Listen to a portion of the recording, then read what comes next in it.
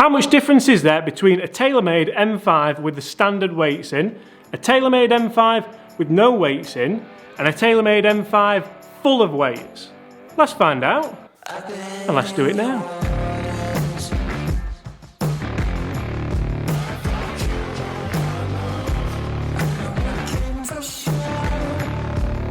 I thought we'd lost a screw.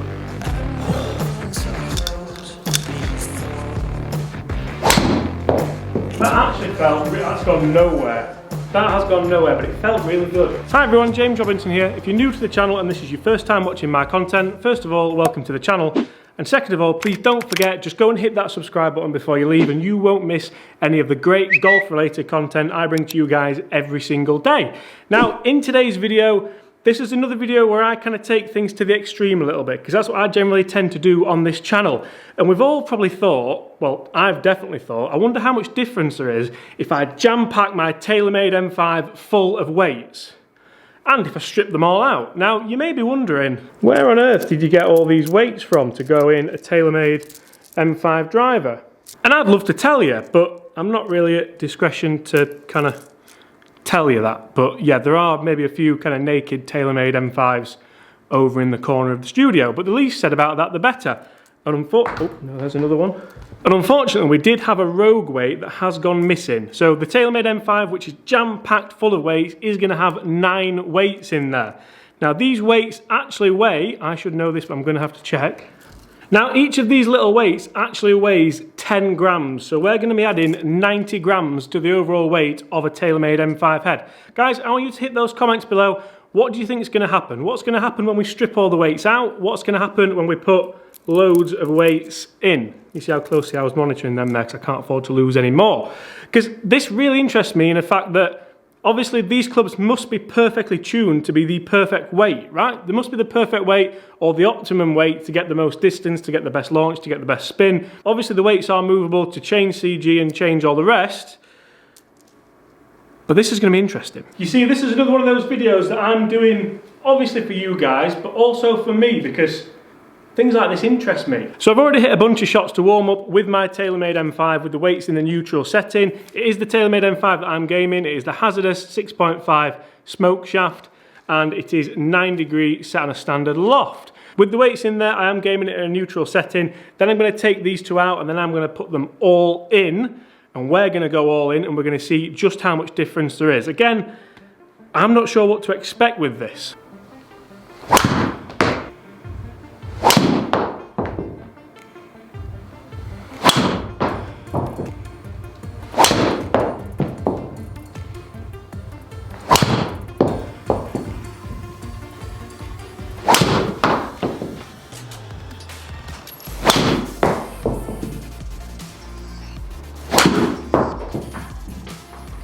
So generally guys, my drives average around 275 yards, and I would be astounded if the averages weren't there or thereabouts. I have hit loads of shots here with the standard setting. Let's take these weights out, let's see what happens when we have no weight in the head, and then let's get to the real interesting bit where we fill it up.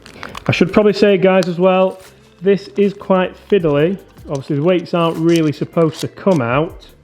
You're supposed to just kind of slide them like that and move them. So if you are going to do this, be really careful you don't drop them, because like I said, I've already had a casualty. Basically don't do this at home, that's why I'm doing it for you.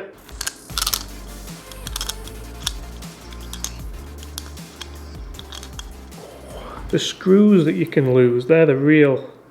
I can already kind of tell what kind of questions you're going to be thinking in your head, what you may even ask in the comments.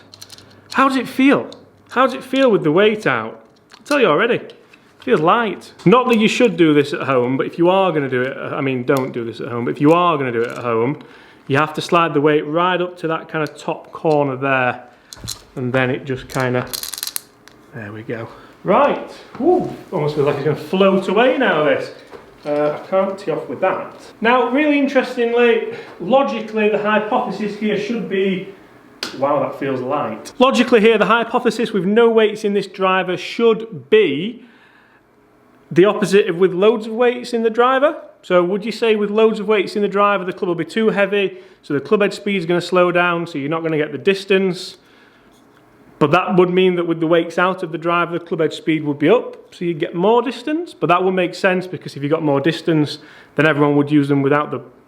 Let's stop talking and just hit them.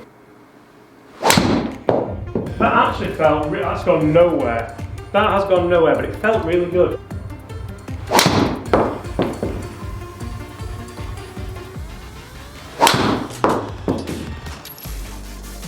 Bad. Now, one thing I'm struggling to do straight away with this driver without the weights in is commit to the shot. I'm struggling to feel kind of where the head is, maybe on the downswing. So yeah, it feels quite light. Of course it feels light, you idiot. Feels quite light. Of course it feels light. You've taken 20 grams out of the head. So hard to get it in the middle of the face. I'm going to say that's near enough as good as I've got there. And it ain't good news.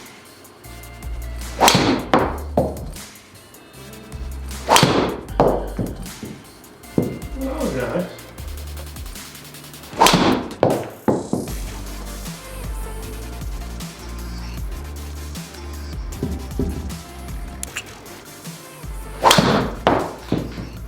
Okay guys, I feel like I've seen enough with 0 weights in the head.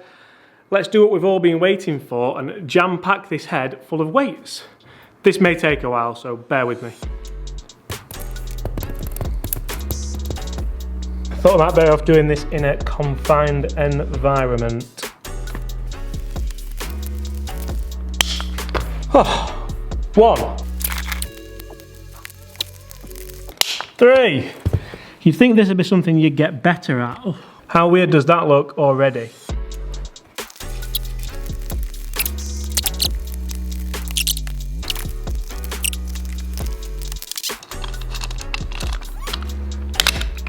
And we are done.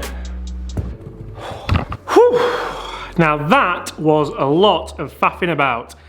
I highly recommend you don't try this at home, because you need at least an hour to kind of sort all this out. By the way, how weird does that look? That looks like some kind of Franken driver, doesn't it? Frankenstein driver. Anyway, let's hit some shots. Let's see exactly how all this weight does affect the ball flight, does affect the club numbers. I'm really excited about this. Are you excited about this? Because I'm really excited about this. It literally feels far too heavy to be. In fact, I'm quite worried it might snap the shaft if I go after it. Tell you what, I swung that mega easy and it actually felt quite nice. But the club head speed was about 40 miles an hour less than it probably should be. This is going to be interesting.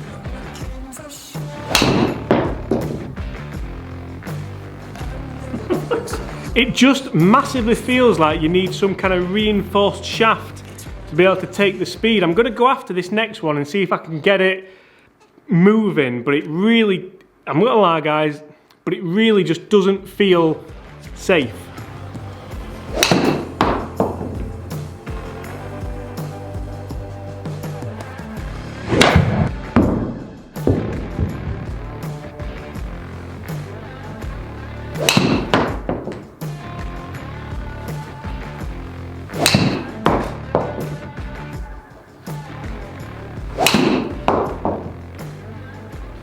We got one.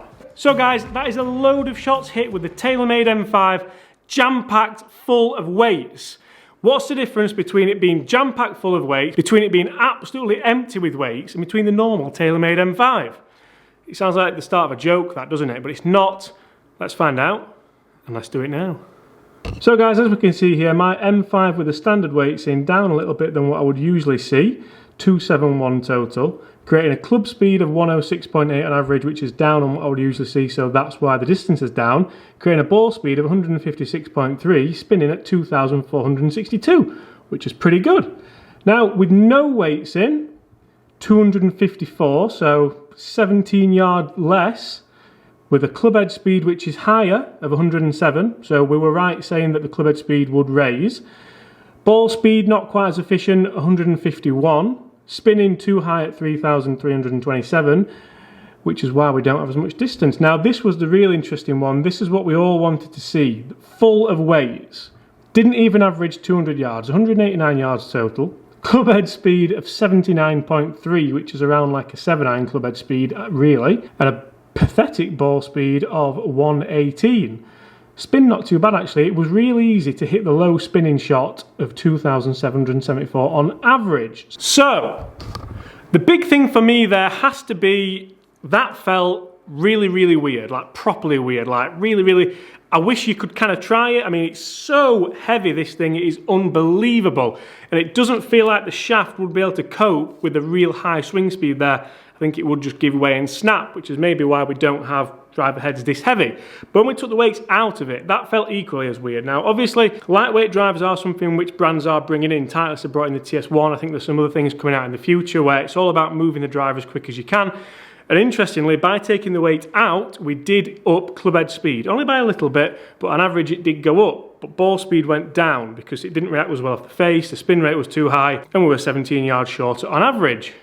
So, I guess the moral of this story is, can you take the weights out of a TaylorMade M5 and can you jam pack it full of other weights? Of course you can, but should you? Absolutely not. Guys, thank you so much for watching. I do hope you've enjoyed that. I'm James Robinson. If you have enjoyed it, please make sure you do hit that subscribe button below. It helps me out massively. The channel is growing wonderfully and I really appreciate every single one of you. As always, leave a like if you've enjoyed that content, because that helps me as well. Hit those comments below. Were you right? Did you guess right? Did you think what would happen? And apart from that, guys, I'll see you tomorrow. Well, now the fun starts. We'll see you all tomorrow.